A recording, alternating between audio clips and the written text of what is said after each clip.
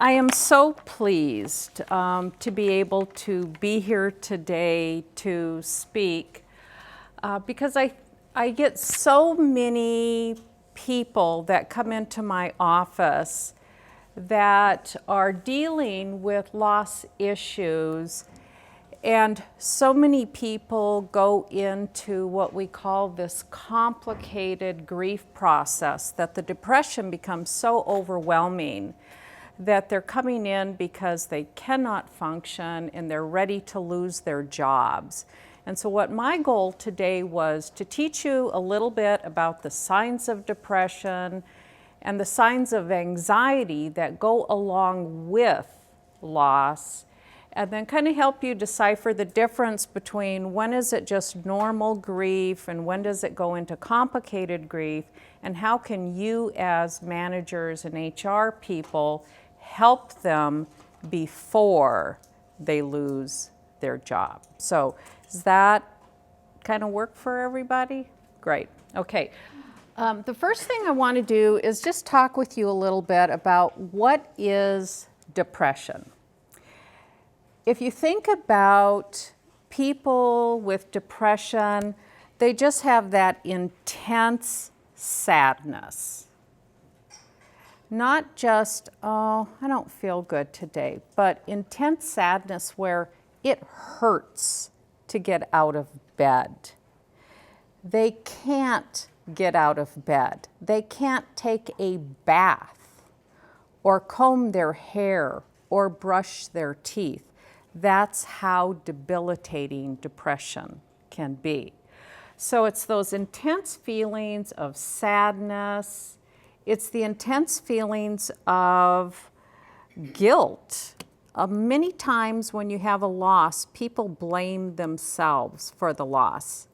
I should have done this. I should have seen XYZ going to happen. So I think those are things that just be aware of. Those overwhelming feelings of helplessness and hopelessness. Everything seems so futile. And do you ever have clients that, or not clients, but employees that they're kind of like Linus? They've got this dark cloud just following them around. It's that the feelings of impending doom is about to happen. So that's that helplessness. They also say, you know, I'm just waiting for the shoe to drop any minute. And that's the hopelessness and the helplessness. So what about those feelings of worthlessness and self-esteem? No matter what I do, things just aren't getting better.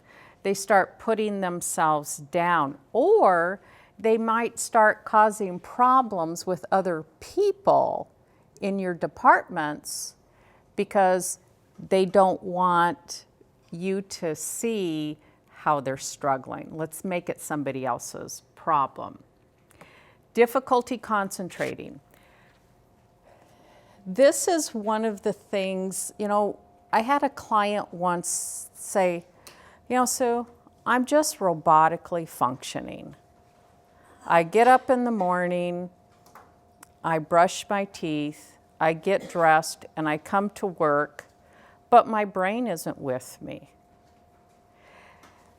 It's very hard for people who are clinically depressed to remember where they're driving to be able to concentrate, to remember to pay their bills. The concentration is a huge component of depression. If you have an employee who you see just kind of sitting there like, that may be just the inability to concentrate. Is it depression? Could it be ADHD? We have a lot of adults that come in and we put them on some ADHD medicine, but it actually helps them quite a bit with the depressive symptoms. So their mind is wandering. It's hard for them to stay focused. If you have an employee, and I had a client once who had had 10 years of excellent rating. And because she was going through a divorce, the ex was threatening to take away the child. She had to move out of her home, so her income was cut in half. She'd lost her home, lost her marriage, threatening to have her child taken away from her.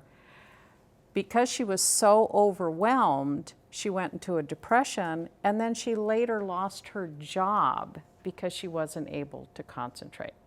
So if we can get people the help earlier versus later, okay? Insomnia, total change in sleeping patterns. I go to bed, but I cannot fall asleep. When I do fall asleep, I only sleep for about 2 or 3 hours. And when I wake up, my mind is like a hamster cage, going round and round and round. It's as if I never slept. I never wake up rested. This can be either anxiety, which is normal with a loss, or it could be signs of depression. And then you have the other extreme that we call hypersomnia, which all they do is sleep. They come home from work, they crawl into bed, and they don't get out of bed. So if you have an employee who is starting to miss a lot of work, check out the insomnia issue. Loss of interest in past activities and pleasures. You know, there's people who were really active in sports, or they were very active doing community work. If they stop doing all those things, that could be another sign of depression. Loss of energy, great fatigue. Have you ever had an employee who just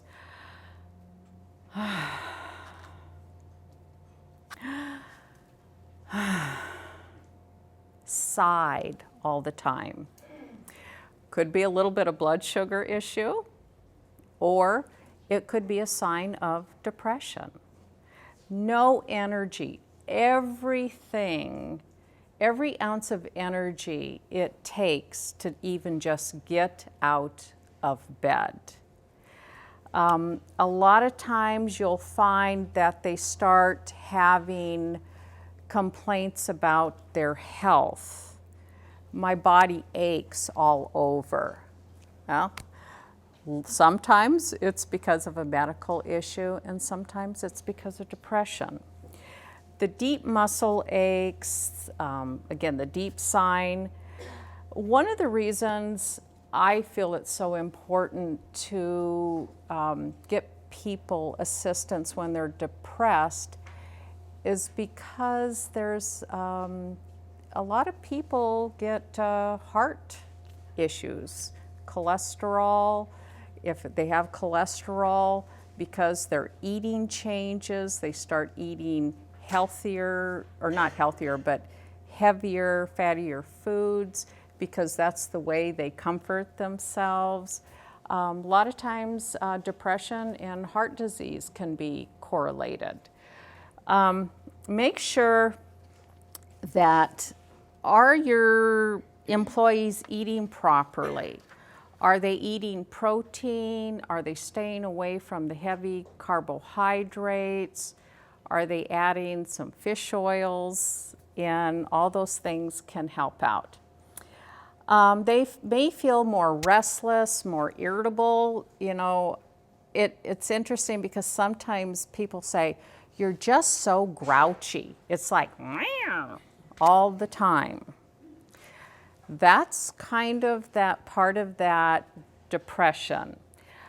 One of the things that a lot of people are really afraid to talk about is the thoughts of suicide. And I want you to understand that if you talk to someone about, do they have thoughts of hurting themselves or suicide, you are not planting the seed. Most people sigh with a relief because someone finally is asking them. Now, I always say, you know, is it kind of normal when someone's grieving that they have these fantasies of, oh, if I just didn't wake up, then I would be reunited with my child or my husband? I hear that a lot. That doesn't really concern me, but when you get the hair standing up on the back of your neck because they say, yeah, I don't want to live anymore. Really? Tell me about that.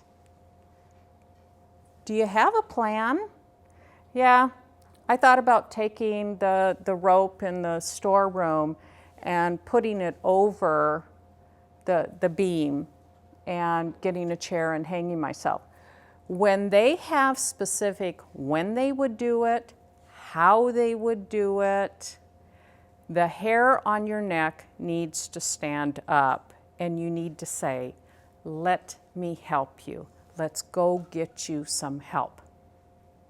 So don't be afraid to ask the questions, but when they have a plan, when and where, please refer them to either a mental health hospital, that's usually the better place, or get their family involved, okay? Now, any questions on that? There is a very good tool, and I put it down, the mentalhealthscreening.org/blog. If you have an employee who oh, well, I'm not depressed. Okay, I appreciate that. You know, there's all kinds of things on the internet. You know, if you don't, you know, feel comfortable talking with me about it, maybe you could just go on the internet and, you know, take this little, it's like a 15 question assessment, and they kind of let you know that, you know, it probably wouldn't be a bad idea for you to get some professional help. There is $80 million of lost productivity in the United States because of depression and grief-related issues. 1/3 of those people never get past the depression, and when it's a grief-related thing, most people have therapy for about 10 to 20 sessions, but about 50% of those people are going to be non-compliant with continuing or their medication. So another thing that happens a lot, and this is on the back of your first page, the common signs of anxiety. Anxiety goes along with grief and loss. If you think about the fact that a person has just lost their spouse, they've just lost half of their income. They've lost their hopes, their dreams. They've lost their stability. So remember that anytime you lose that stability, there is going to be anxiety associated with it. So what is anxiety? It's the feelings of, you know, worry and that uncontrolled, I don't know what I'm going to do. I've always functioned and I just don't know how I'm going to deal with this. So they worry about everything. How am I going to get to the grocery store? How am I going to pick my child up now? Who's going to do, you know, the mowing of the grass? How am I going to do that? You know, I always tell people, well, how did you get to the grocery store before you were married? Well, I just went. Okay, you'll do it again. Help them find their footing. Does that make sense? Right now, they're on a boat. Have any of you ever gone on a ship? And it's kind of hard to walk at first, but after a while, you get your sea legs. these people are trying to find their sea legs. So they can't stop worrying. When I said about the hamster cage earlier, I saw some people going, uh-huh, I know that. I thought it was really interesting because, you know, fortunately, I've never really had to deal with anxiety. And several years ago, had to go on some steroids for my lungs. And I said to one of my business partners, I said, I feel like my brain is on, you know, a hamster cage and I've got a bee going inside my head. And he goes, welcome to manic depression and to anxiety. And I went, oh my goodness. So, you know, just kind of try and put yourself in that person's shoes, because you're thinking, well, you'll just do it. But it's harder for them when they've had the loss. So the feelings of the apprehension, the dread, the inability to just plain relax. Have you ever walked up to somebody and they, it's that startled effect. They just can't relax. They can't concentrate. They sit there almost in a stupefied, you know, approach, or like this. Feet are tapping, hands are constantly going like that. So with anxiety, if you see somebody trembling or shaking or twitching, that might be some of what's going on with them. Again, with anxiety, you're going to have the difficulty falling asleep because you're thinking about it. And the rumination of the thoughts are going and going and going. You'll get to sleep, but in that last stage of sleep, where you're starting to wake up and fall back to sleep and wake up and fall back to sleep, those thoughts of whatever it is that's bothering you, they will be in your mind. And people say, I went to bed and I was thinking about it, and when I woke up, those thoughts were still there. That's the person who's got some pretty intense anxiety. And then you get to the medical issues, the shortness of breath, the heaviness on the chest, rapid heartbeat. If you ever have a person who says, I felt like I was going to just jump out of my skin, that's anxiety, okay? Dizziness, headaches, nausea, throwing up, frequent urination. If you have an employee who's constantly going back and forth to the bathroom, they may be having anxiety. Okay? So, cold chills, hot flashes. You know, I always laugh because cold chills could be a thyroid issue.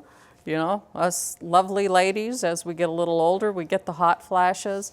But if you've got a younger person and they're just having these extreme temperatures, it may be anxiety.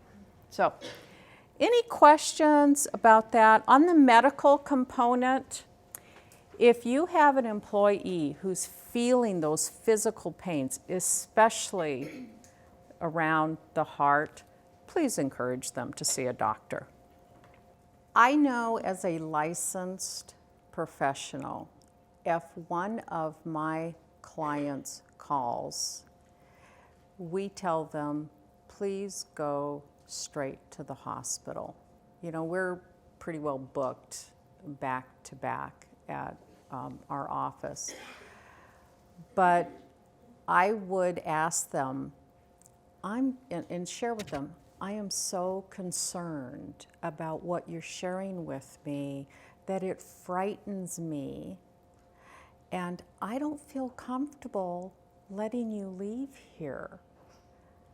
I want you to be here and I want you to be safe. Who can we call in your family so that they can take you to get on some medication? And who can we call? Who is your support system that we can call so that we can get you the immediate care that you need? So, what are these stages of grief? Well, it's, I love studying about grief and death. Elizabeth Kubler-Ross is probably the one person that most people are semi-familiar with because of her history, her lifetime history of grief issues. Most lay people think that, okay, there's denial, and then there's bargaining, and then there's anger. Well, Elizabeth Kubler's work was for people who were dying, not for the survivors. But there's something called a living loss, and I'll get into that in a little bit, that you will find people going through these different stages. And when people come to me and say, well, I'm in the anger stage now, I don't disagree with them. I'll go, oh, okay, well, tell me about that. So, people know it, they've heard about it, just go with it because it works for them. Denial, I have never met a person who has lost a loved one who is in denial that it happened. They might be in disbelief, they may be numb, they may still be in a little bit of shock, but they do know that that person has died.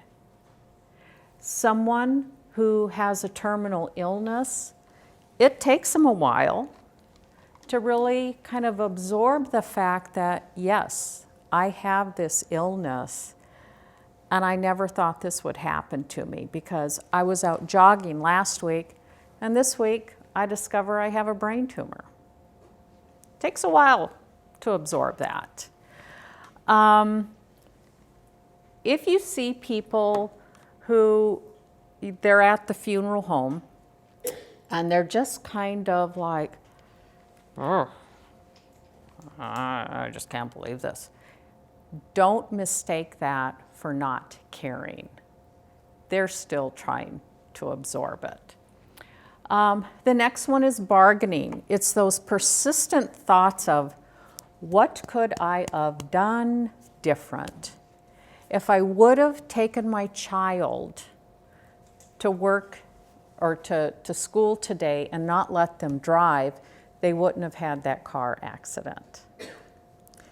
So the bargaining is more of the remorse and the guilt.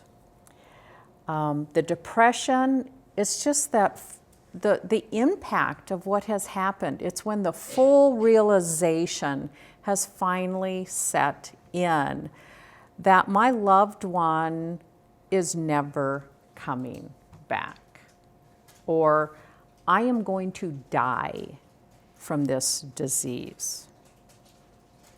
Okay?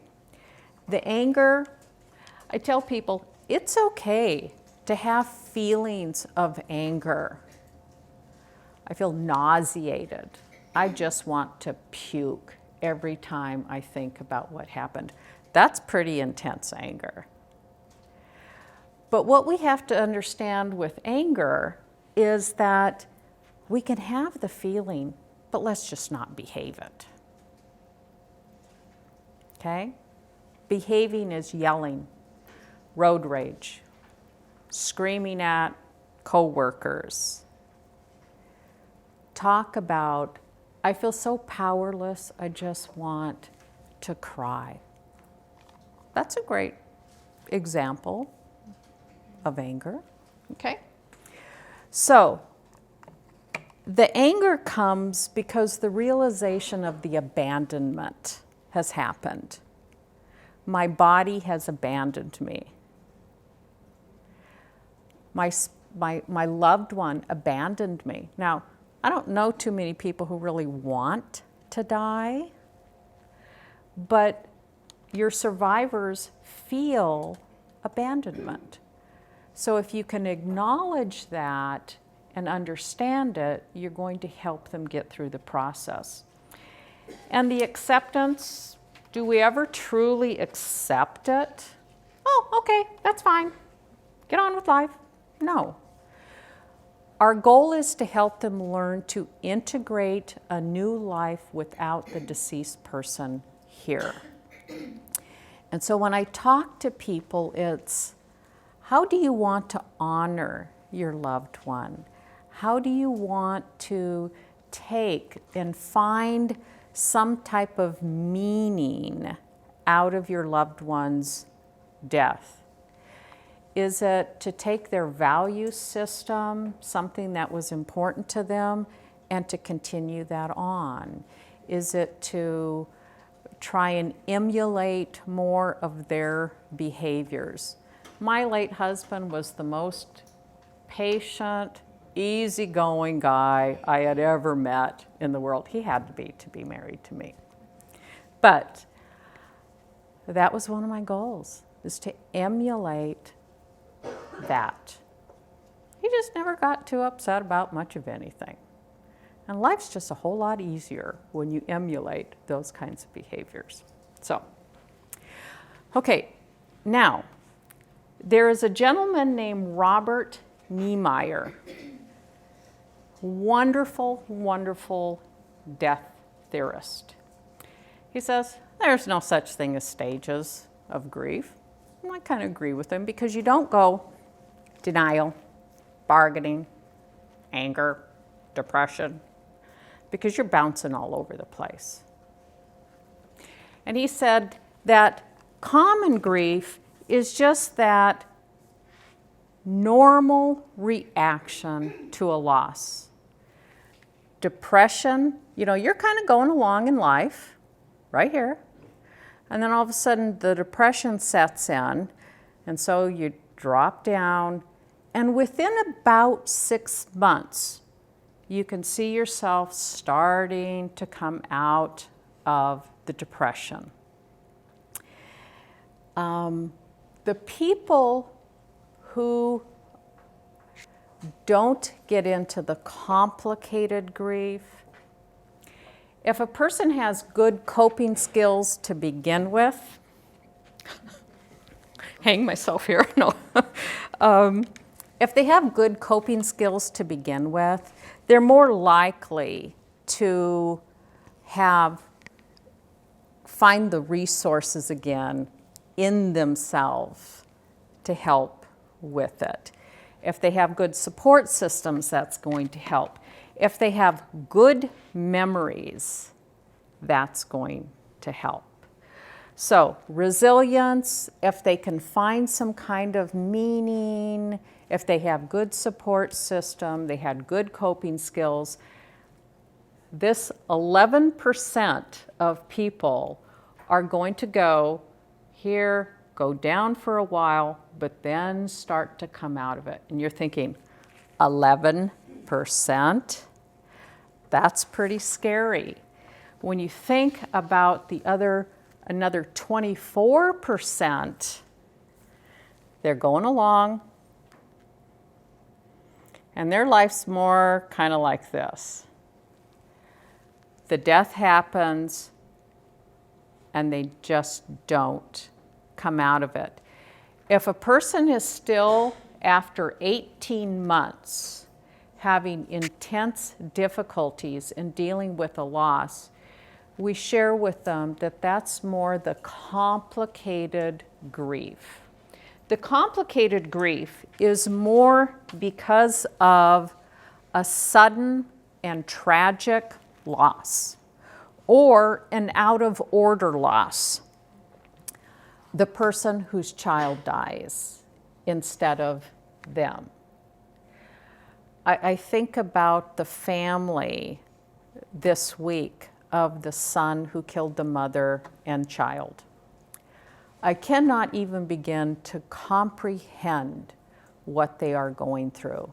That's about as big of a sudden, tragic loss as we're kind of familiar with here in Omaha, Nebraska. So you want to look for someone who's staying in that depressed stage. They're still trying to find meaning out of it. I haven't been able to figure out for myself what my life lesson is supposed to be from this. The excessive loneliness, a lot of regret. There could be also a history of dependency. And that's that anxiety that comes about because they've always had someone there to kind of buffer and to help them. Just trouble in general, accepting the death, the inability to trust others. Yes, Linda? Oh, give me time. Okay, so somebody asked me once, well, how come you never remarried? And I jokingly said, because I didn't want anybody to die on me again. Level of truth. But you're going to hear those kinds of comments. It's the safety. It's the ability to trust that will something else bad happen. Okay? Excessive bitterness, angry, there's that uneasiness about moving forward. You have to remember that their whole world has been rocked.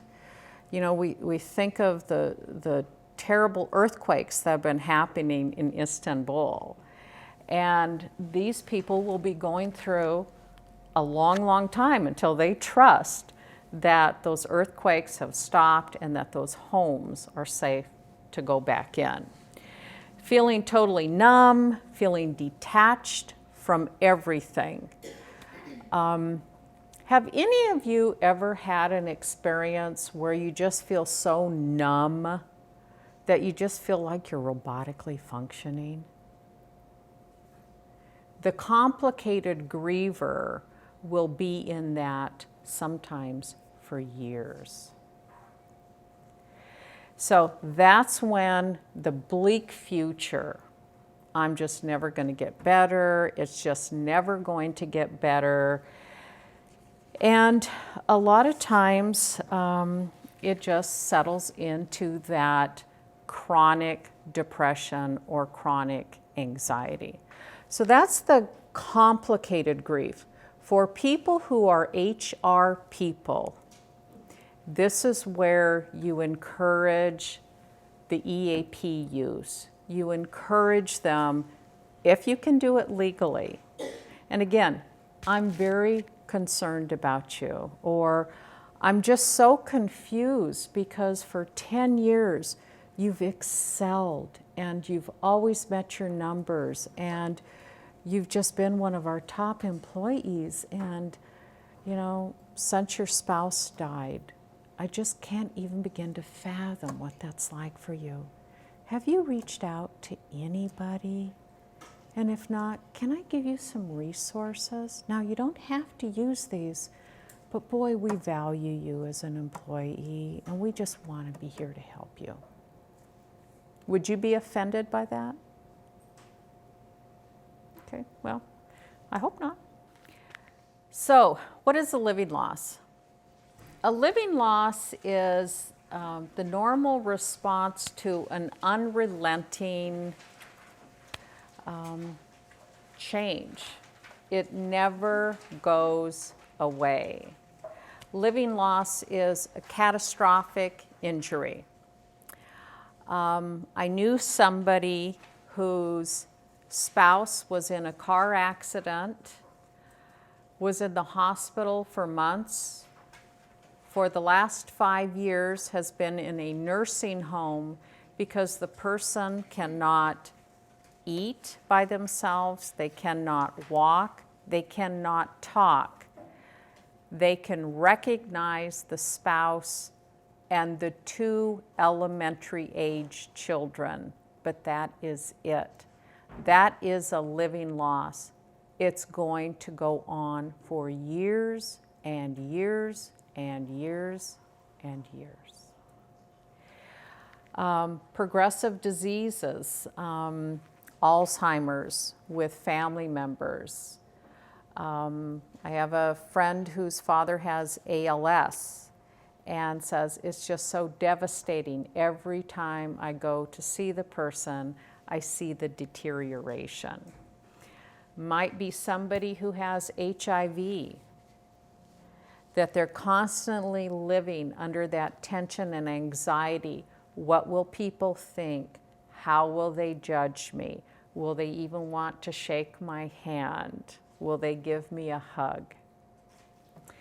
A child that's born with a birth defect. I had a very dear friend whose daughter was born with cerebral palsy.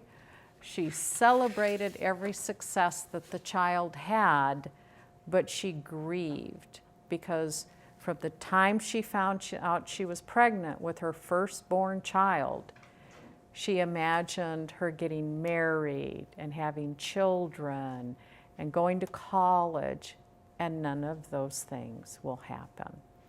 That is the living loss. So debilitating diseases, illnesses, serious health conditions. Any questions so far? Okay, so what's the difference between grief and depression? Grief basically is that roller coaster that you go through, but over time you don't have the highs, you don't have the lows, and you start to come out of it. Depression is that overwhelming, encompassing feelings of dread and the slow body movement. I can't hardly talk. I can't think. So I always think of Eeyore in Winnie the Pooh. Well, how are you today? And then you have Tigger, who's got ADD. So if you ever have an opportunity, there was a psychologist who wrote a clinical synopsis of Winnie the Pooh, and it's just really funny about personality disorders and different mental health conditions. So again, the depression is that just inability to function along with the sadness, and grief is just a process that you're going through. So what are harmful behaviors that people do? Spending money they don't have. That's a big one. Using alcohol and drugs. How many people do you know that have actually brought alcohol to work in a coffee cup or in a water bottle? Maybe more than you realize. Teenagers are really good at this at Millard schools for a while. Okay, sleeping all day long. If you have an employee that says, boy, I just go home and I go to bed and I just don't even get out of bed on Friday night until Monday morning, that's harmful behavior. Isolating themselves, denial that the person has died. I had a client several years ago that took his wife's t-shirts, put it in a pillow, and when he would watch Castle, he would set the pillow up next to him and he would cuddle up to it. Took me about a year to get him to stop doing that because he still wanted to believe that she was alive.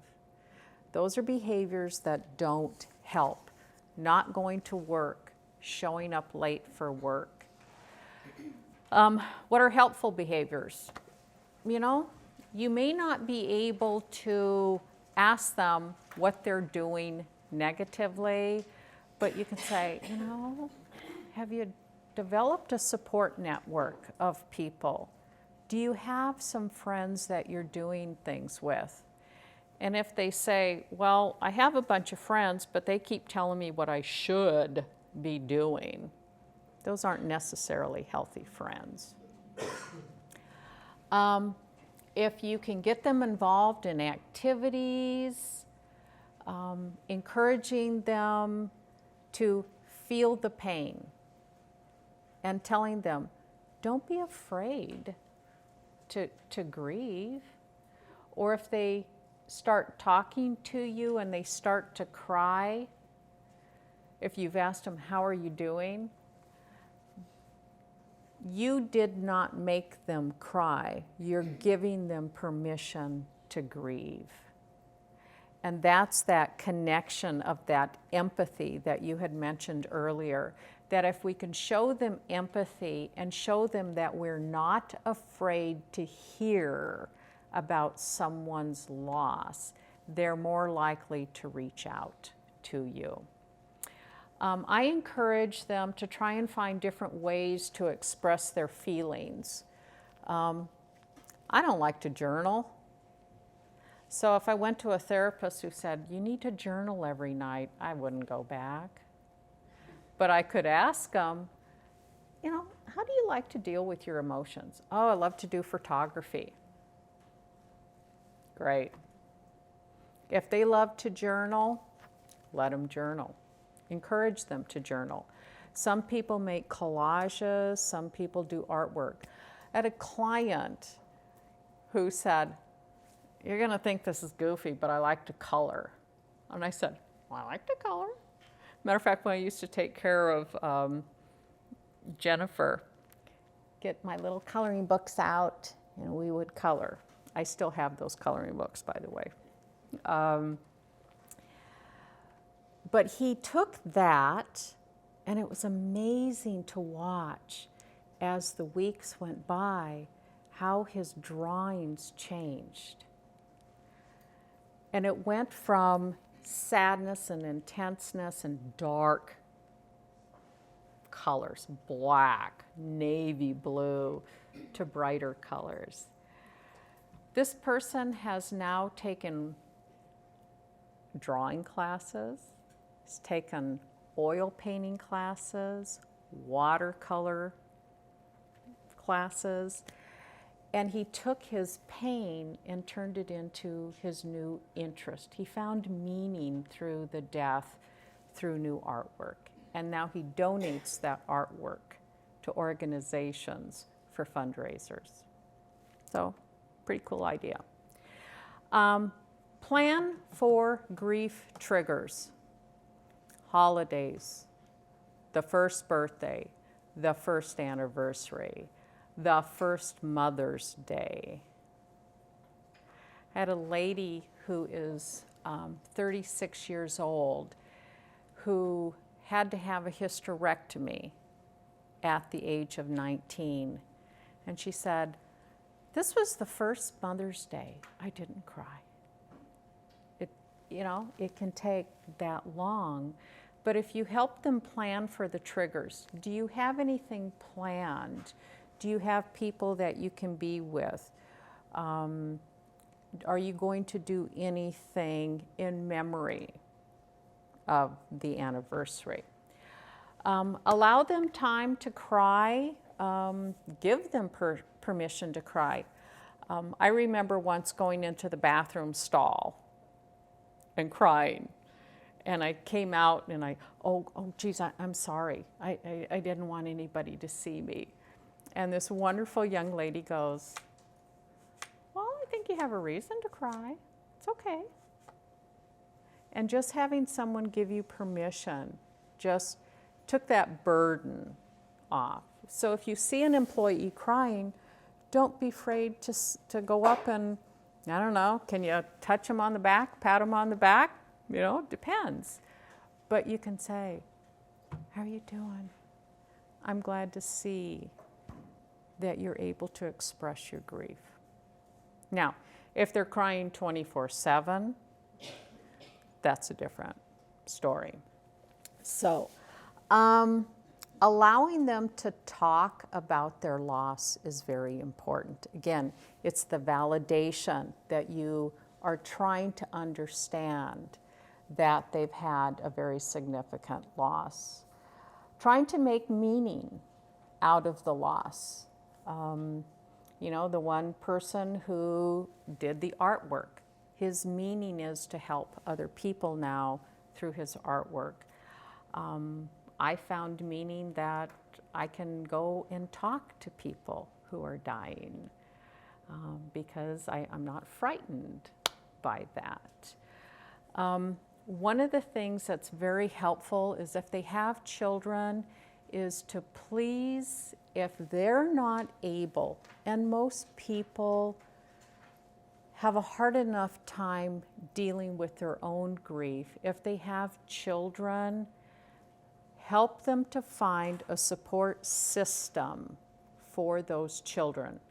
Is it Aunt Susie? Is it Teddy Bear Hollow? How many of you have ever heard of Teddy Bear Hollow? It is a wonderful, wonderful support system that we have here in Omaha. And when I went to pick up the brochures, I found out that they will very shortly be offering support groups for people under the age of 40 who have lost a spouse, because that's an age bracket that, you know, you have someone who's 30 years old and someone who's 80. Where you're at in your life cycle is very, very different. So they will also be offering grief support for younger people who have lost spouses. Stay away from the alcohol. Alcohol chemically depresses the brain. It disrupts your sleep cycle. I've known a lot of people who say, oh, I drink every night so that I can fall asleep. Well, yes, it does help you to skip over that stage 1 sleep cycle, which is this one, the head bob. You know, where you're sitting in the chair and you keep falling asleep and you just don't go to bed. You're in your first stage of sleep. That lasts about 90 minutes, 90 minutes. And then you go into your stage 2, your 3, and your 4. Your 3 and 4 stage is your deep restorative sleep. What happens when you drink alcohol? You ever woken up after you've had a little bit too many and you think, oh man, I'm tired. I don't feel great. Well, you didn't get that good restful sleep, because when you go into that REM, the 3 and 4, you're more like this because of alcohol. So you don't get the good restorative sleep and you wake and go back in more often. The other thing that happens is because your brain's been chemically depressed, the next morning, here comes a little bit of anxiety. So if you have someone who has a propensity towards anxiety, it's really important to help them understand that you're shooting yourself in the foot by the drinking, because it chemically depresses the brain and then makes you more anxious the next day. Okay? Eating healthy. You ever seen somebody who just shakes a lot after a loss? Encourage them to increase their protein. Protein helps with the shaking. Reduce the fatty carbohydrates and the caffeine. Encourage them to stay away from caffeine of all types after 1 o'clock. If they're doing the head nods because they can't stay focused, ice water or a mint. You know, so keep some mints. So those employees that you see doing this, maybe offer them one. See if that helps. Okay, helpful. Try and find meaning in the death. You know, I ask people, how have you changed because you knew this person? Sometimes having them focus on how they are going to grow. You're planting that seed of growth and hope. What value system did this person have that you respected so much that you want to continue that? I have a client who grew up very, very poor in Minnesota. And his father was an alcoholic, so there were times that they didn't have enough money to buy mittens and hats and winter boots. So he would have to wear his winter boots with a pair of socks instead of shoes, you know, the old rubber ones, and the person was always cold as a child. And he saw his little secretary, who was a single mom, come in the first snowstorm and didn't have gloves, didn't have a hat, didn't have boots. And she goes, well, I just don't have the money because, you know, we don't get paid for a week and I had to pay my rent this month. Well, he not only said, and you can't do this in HR, again, this is back in the older days, we're going to Target at lunch. He had her get a pair of snow boots, glove, hat, scarf, and boots for her child, and said, well, if your kid's anything like I was, they're going to lose these hats and gloves, so get 2 pair. And then he went and bought a bunch of gift cards, and he tried to find out what other single moms were still struggling financially.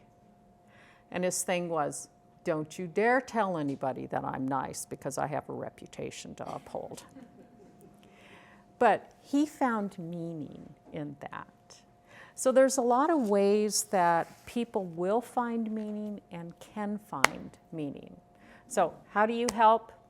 Empathy, support. Ask them how they're doing. Let them talk about their loss.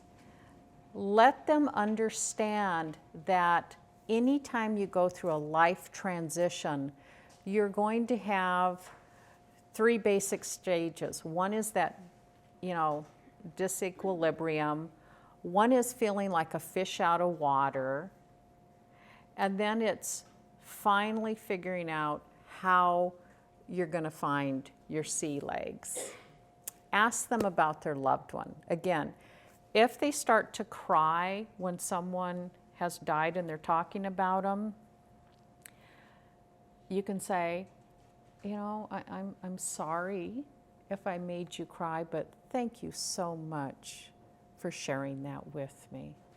It still is so difficult. I can see it's still so difficult for you.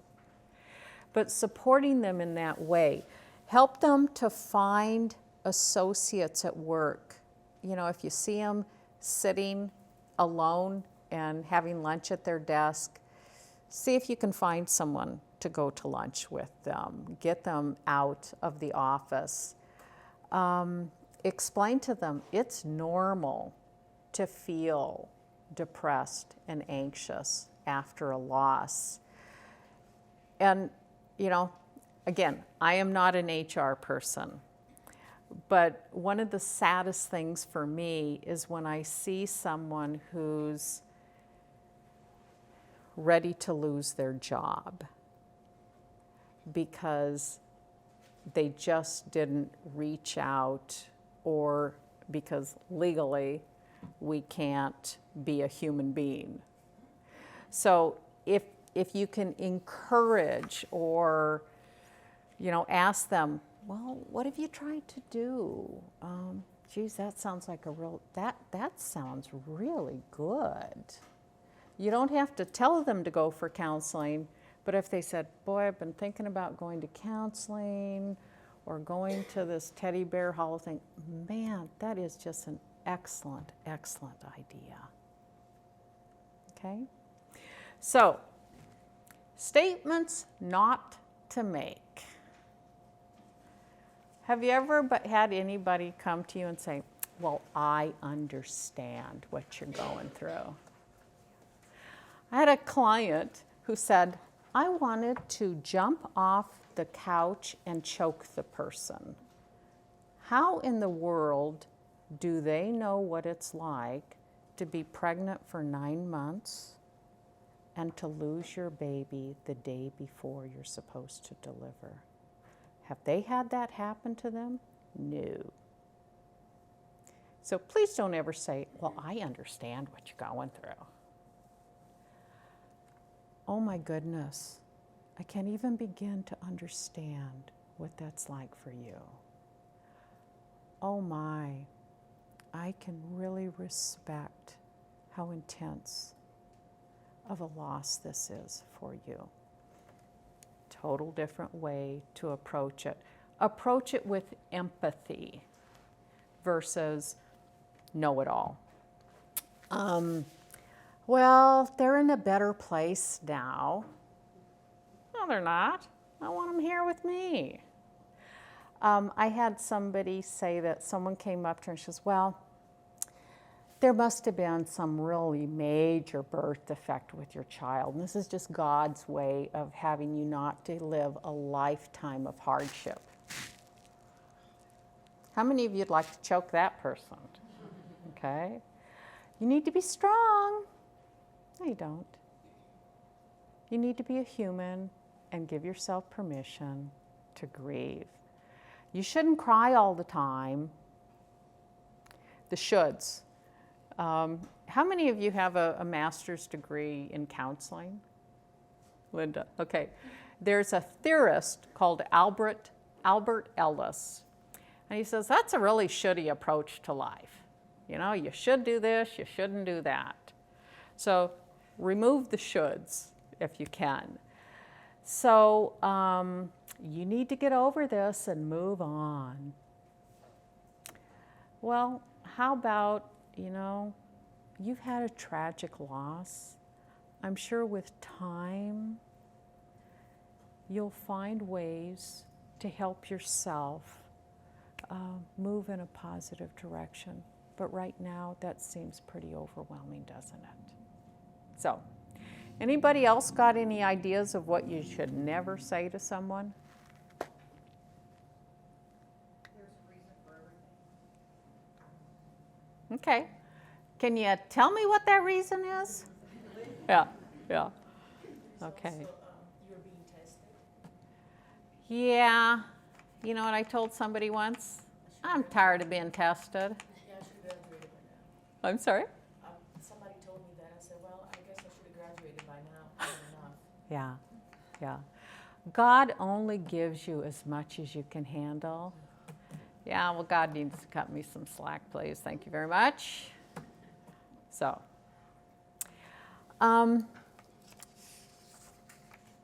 one of the things, again, empathy is probably the key to helping people grow. There's a difference between sympathy and empathy. Empathy is when you try and put yourself in their situation. You're never going to be able to totally put yourself in their situation, but how would you want people helping you if this is what had happened to you? If you keep that in the back of your mind, you're going to have compassion come that you didn't realize that you could have. The last thing, handout that I have is some of the Omaha support systems. Teddy Bear Hollow, as I said, is a wonderful, wonderful support system that Methodist Children's Hospital started. And Compassionate Friends is for parents who have lost a child. Teddy Bear Hollow is for people who have lost loved ones. So it could be a parent, it could be a child who loses a parent, it could be a child who loses a sibling. And as I said earlier, they are going to be doing, I think she either said January or June, and I'm sorry, I can't remember, for younger adults who have lost spouses. That's a huge, huge area in our community that has not, a huge population that has not been served. Grief Share is a wonderful, wonderful support system also. if you go online, you can find it. It is more of a spiritually based support system. They help people with not only loss through death, but loss through divorce. And it is most churches, but for some people, they want that spiritual support, and other people do not want that spiritual support. The University of Nebraska Medical Center has some wonderful assistance. Morning Hope, I put this in because I've seen the work that they do in Lincoln. Many people do not want to admit after 3 months that they're still struggling with trying to move in a positive direction. I have had some people that go to Lincoln for their support groups because of confidentiality and because of privacy. I did bring brochures that if you want to hand them to someone, or at least if you're aware of it. Compassionate Friends is one that for parents who have lost a child. And I've done a presentation for them, and I also had a boss whose daughter died that felt Compassionate Friends was a very good support system. So, thank you very, very much for allowing me to come. I hope that this was helpful in some way, shape, or form for you. Thank you.